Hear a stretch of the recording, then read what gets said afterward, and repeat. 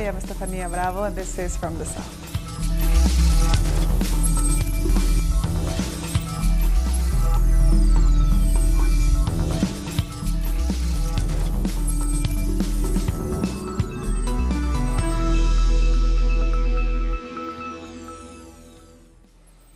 The Peruvian Congress is currently discussing a vote of confidence presented by Prime Minister César Villanueva. This to pressure Congress to approve a constitutional reform proposed by President Martín Vizcarra to fight corruption. Congress has already approved one reform regarding the National Council of Magistrates. This bill is the first of 4 proposed laws to fight corruption.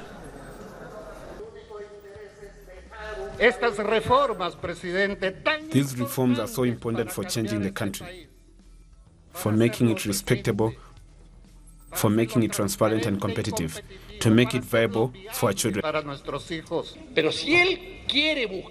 if he wants to look to the people for legitimacy, why not ask the people if he stays or goes, if this shortens or not the presidential term, and if not, we'll all go with him. If Vizcarra doesn't receive support for the approval of anti-corruption measures he proposed, he could dissolve Congress. But if the reforms are passed, it will be the president's greatest achievement in his 6 months in office. I'm totally sure that I will get the confidence vote today. Not only as the executive power, rather I will receive the trust of the entire Peruvian people. Our correspondent in Lima, Jaime Herrera, has more. I'm at the Legislative Palace, where the meeting between lawmakers and Prime Minister César Villanueva started. Lawmakers are presenting the reasons why Congress must approve the 4 proposed laws to reform the political and judicial system. Congress has approved one of these law projects to reform the government body that is in charge of hiring, evaluating, and removing judges and prosecutors. The remaining 3 laws focus on stopping re-election of Congress members, limiting private financing of political campaigns, and the establishment of bicameralism for the legislative system. The Prime Minister says the government doesn't want partial approval of these laws, but the approval of all 4, so that on December 8, a referendum can take place, so the people can decide on how to fight the crisis the country has been facing. Let's not forget that former President Pedro Pablo Kuczynski had to resign due to corruption charges, not to mention all the judges, prosecutors, magistrates, etc., who have been involved in corruption cases. President Vizcarra has stood by this proposed legislation, saying they will bring the crisis to an end. After today's meeting, lawmakers will debate and either approve or refuse the Prime Minister's proposals. We thank Jaime Herrera for that report, and staying in Peru, 40 tons of cocaine have been destroyed this year. Interior Minister Mauricio Medina says it is possible that last year's record will be surpassed. Authorities have said former members of the Shining Path guerrilla group could be involved in drug trafficking. Peru is one of the world's largest producers of the coca leaf. Former Spanish Prime Minister José Luis Rodríguez Zapatero could mediate a dialogue between the government and the opposition in Venezuela. Rodríguez Zapatero has arrived in Caracas to push for new talks. President Nicolás Maduro confirmed on Tuesday that his government is willing to sit down with the opposition. Rodríguez Zapatero has been a central figure in several attempts to reach an agreement with Venezuela's opposition. On Tuesday, Venezuelan President Nicolás Maduro held a press conference for international media.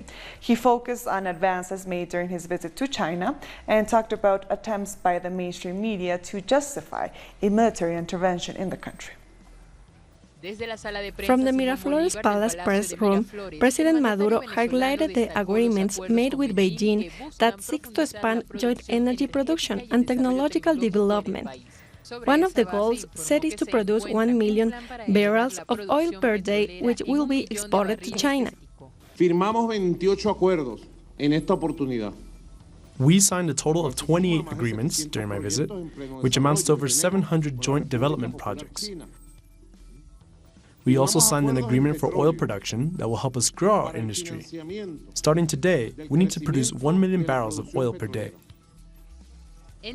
President Maduro also condemned the media campaign being waged by the international right-wing governments against the people of Venezuela. He called on the New York Times, the newspaper that disclosed recent conspiracies to oust him from power, to investigate Colonel Osvaldo Valentín García Palomo, who the president claims is responsible for arranging the meetings between U.S. officials and former members of Venezuela's military.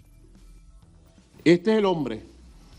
If you see how many times this man has gone to Miami, you would be very surprised. He is the man financing these operations.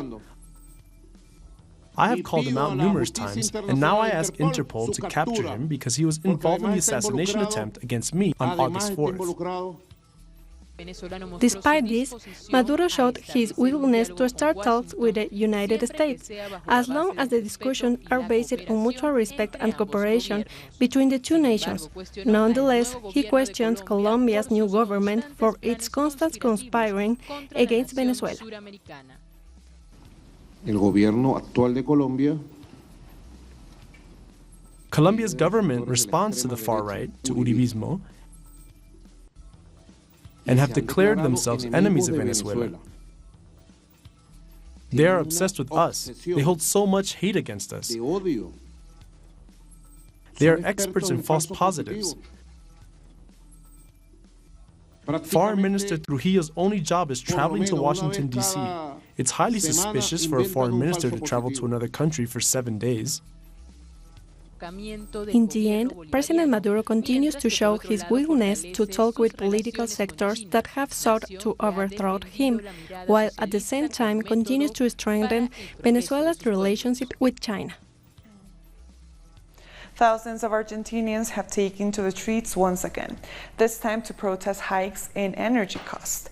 They have marched to the Energy Secretary building to demand lower service costs.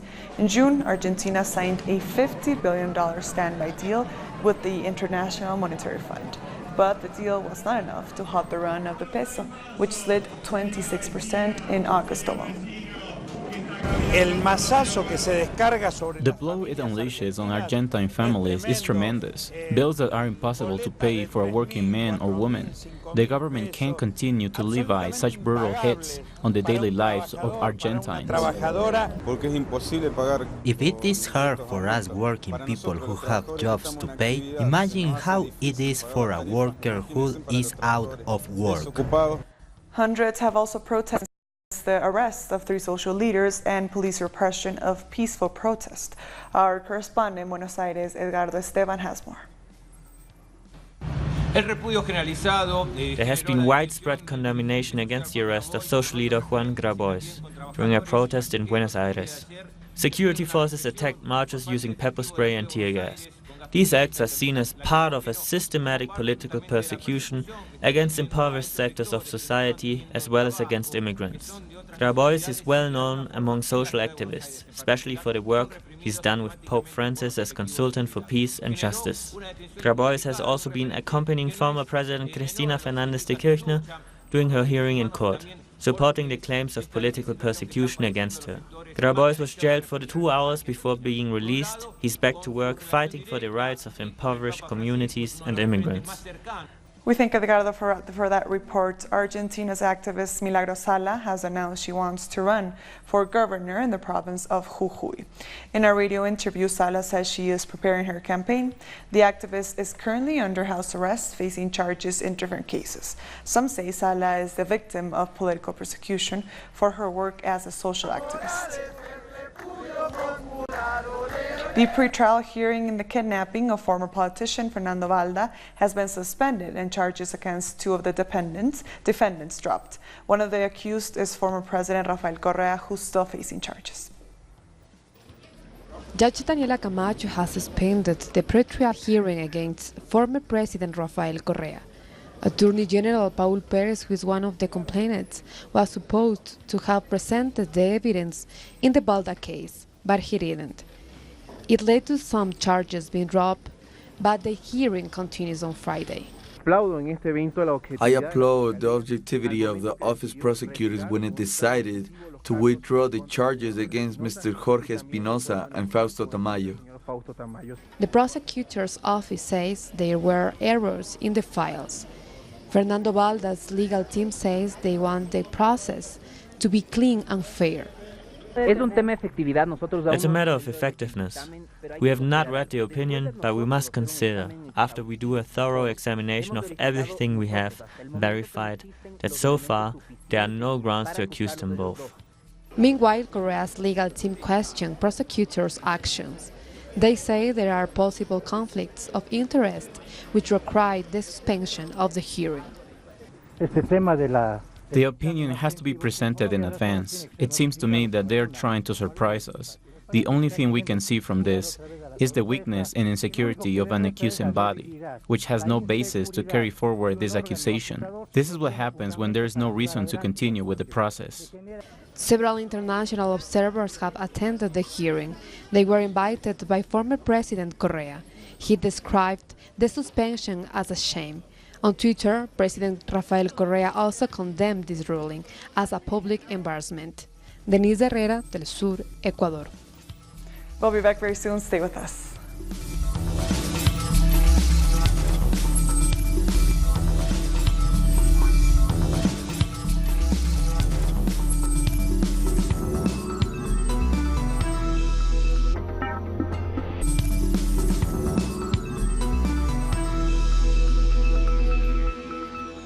Welcome back. People in Guatemala are planning to protest once again to reject the decision of President Jimmy Morales to expel the UN Commission Against Impunity from the country. Our correspondent Mario Rosales has the details from Guatemala City. People have high expectations as the 48-hour deadline to name a new commissioner for the International Commission Against Impunity has passed. The government asked the Secretary of the UN, Antonio Guterres, to replace Ivan Velázquez, currently head of the mission. But he was banned from entering the country after President Jimmy Morales expelled the international body as well. However, the Constitutional Court has ordered the president to reverse this decision. The legal agreement signed between the government and the UN does not allow local authorities to send a list of candidates. It's the General Secretary's duty to name this person. Meanwhile, the Public Ministry has started an investigation to determine if the Foreign Minister Sandra Joelín committed a crime by not complying with the court's order. Demonstrations are expected on Thursday to reject the decision of Guatemala regarding the UN mission. Mexican rescue workers have attended a religious ceremony to mark the anniversary of two deadly earthquakes. One devastated the country 1 year ago, claiming 369 lives.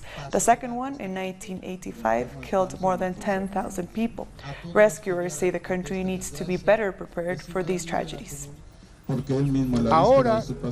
As we were hit again, the new generation realized that it is not a joke, that we need to be prepared, and we must get closer to the civil protection. Mexican politics has a new face, a gangster turned lawmaker. Pedro Carrizales, the file is behind to become a local lawmaker in San Luis Potosí. He says López Obrador is his main inspiration. He has denounced classism in Mexican politics, but says he has found peace in activism. His motto has become consistency and tenacity. Colombian military personnel says they are still looking for the leader of the Oliver Sinesterra Front. Over 4,000 soldiers are searching for Walter Arizala, known as Huacho, in the border with Ecuador. 3 days ago, the Colombian and Ecuadorian government said he was wounded during a military operation. The first hearing into the murder of activist Berta Cáceres has been suspended in Honduras. The family's lawyers submitted a request to have the judges dismissed. They say that the public prosecutor has failed to provide all the information linked to the case. Cáceres was killed back in 2016. At the time, she was leading a fight by her Lenca community against a hydroelectric project.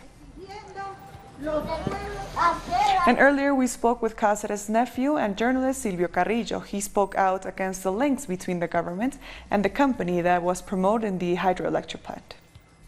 All of this other evidence that is yet to be released by the Ministerio Público, the public ministry, leads a lot higher up and could disrupt the Honduran government. And we believe that it's always been the case that this company that owns the dam that Berta was fighting against had very close ties to the government and to the Atala Sabla family, a billionaire family.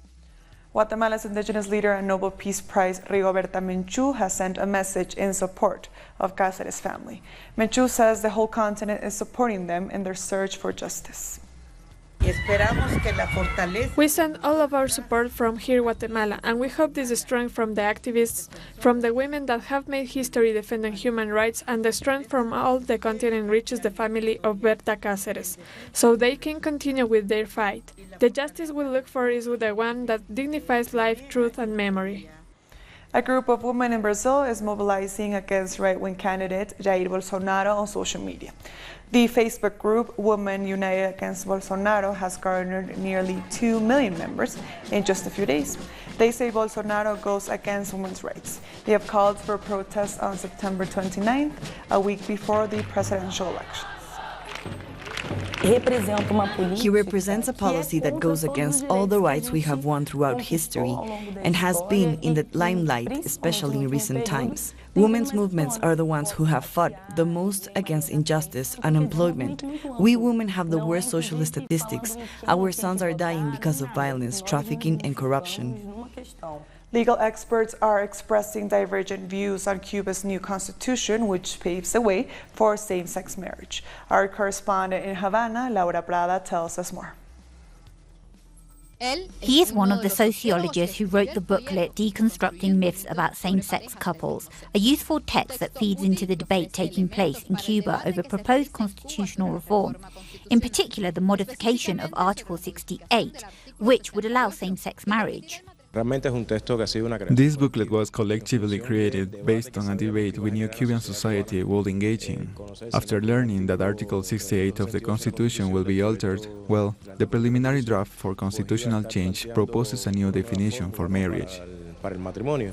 Experts agree that Article 68, which redefines marriage as the consensual and voluntary union between two people, is closely related to Article 40, which extends the rights of the people. In this, we ensure people will have equal rights from birth. We would not fulfill the principle of equality if we fail to accept that not only are we equal in terms of gender, skin color, and religion, but also in terms of sexual orientation. Pero no de orientación sexual. Entonces, es muy importante que aparezca en la Constitución. No discrimination because of sexual orientation or gender identity is now embodied in the new draft constitution. Porque precisamente en el texto actual se prohíben. Our right to express our sexual orientation, even our gender identity, is something essential to our dignity as human beings. But the wider interpretation as it relates to the principle of equality is that it was already included in this section that they intend to modify. Article 68 is very much in line with this principle. It introduces a reconfiguration of the constitutional definition of marriage in our country. Right now, this is regulated according to Article 76. Currently, this article definitely restricts the rights of a certain group of people who do not have the right to access this legal institution. El elemento que introduce es una reconfiguración de la regulación constitucional del matrimonio en nuestro país. On November the 15th, the Cuban people will end their debates on the constitutional reform, a project that promises a more inclusive society. Laura Prada, Telesur La Habana. We'll be back very soon. Stay with us.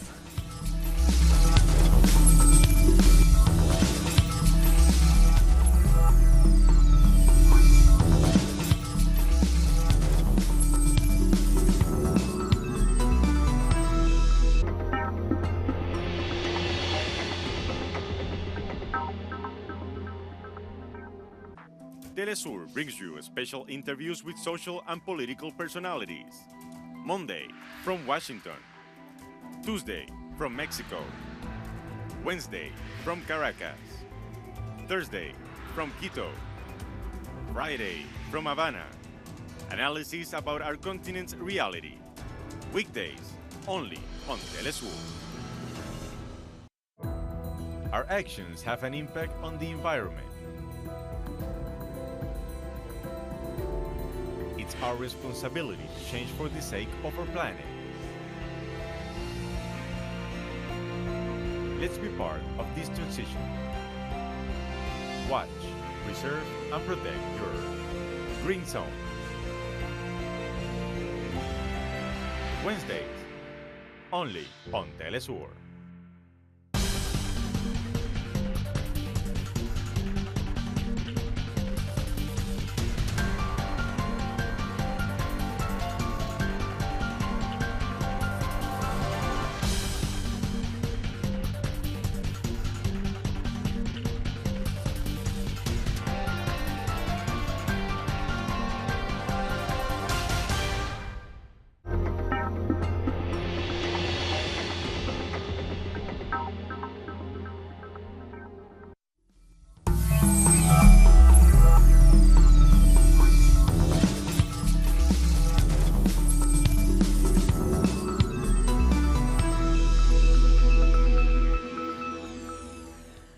Welcome back. Zambian President Edgar Lungu has fired a cabinet minister in charge of social welfare funds. She was axed after Britain and Finland froze aid over suspicions that more than $4 million of aid funds may have been misappropriated. The minister is accused of using funds meant for payments to vulnerable households to refurbish her office. The president has further ordered the investigative wings to prove the misappropriation allegations. Eritrea has arrested a former minister who wrote books critical of the country's leader. British-based rights body Human Rights Concern Eritrea said Bernae Abre, minister from 2000 to 2012, was arrested on Monday morning in the capital, Asmara. Human Rights Concern Eritrea said Abre had in his books accused the president of being responsible for the suffering of the Eritrean people. South African President Cyril Ramaphosa has hailed the election of Singiswa Losi as president of the Congress of South African Trade Unions. President Ramaphosa described Losi's election as a step forward and a victory for women, especially black women. Losi was elected unopposed. Delegates at the Congress also welcomed her election. We must bring in young women into the workplaces, not only those traditional workplaces that were known to be women workplaces. We must have women engineers. It must be our campaign to push for women engineers, just like we've pushed for women leadership. We are still having challenges, hence the economy and our productivity is affected as a country. And we really want the ANC government to work with us as Labour movement to invest more in the reskilling of workers and also introducing new workers into workplaces. Kim Jong-un has offered a farewell dinner to South Korean President Moon Jae-in. This way, the two Korean leaders have closed a two-day summit. In the meetings, the North Korean leader promised to shut down a missile engine testing site. The two Koreas have agreed to turn the peninsula into a, quote, land of peace without nuclear threats. Our correspondent in Beijing, Isaura Diaz, has more. The official meetings between the leaders of the two Koreas during the summit have come to an end. It is expected that President Moon Jae-in will head back to South Korea on Thursday. The biggest development was the signing of an agreement to establish specific steps that will lead to the denuclearization and the end of any threat of war in the peninsula. Moon Jae-in said that the North has agreed to shut down a missile testing site with international observers present. Kim Jong-un, for his part, declared his committal to denuclearization and called this agreement a historic advancement for peace. He also said that North Korea would be willing to shut down one of its nuclear development sites if the U.S. stands by the agreements made during the meeting between himself and the U.S. President Donald Trump back in July. The South Korean president praised these statements and expressed his belief that talks between North Korea and the U.S. must be restarted. Another agreement made during the summit is the removal of guard posts along the border between the two nations, agreeing to remove 11 before the end of the year. But the biggest surprise came when Kim Jong-un announced that before the end of the year, he could be the first leader of North Korea to visit Seoul. We thank Isaura for that report, and with that story, we've come to the end of this news brief. These and other stories, as always, you can find them on our website at telesurtv.net/English. And also join us on social media, on Facebook, on Twitter, and on Instagram. For Telesur English, I am Estefania Bravo. Thank you for watching.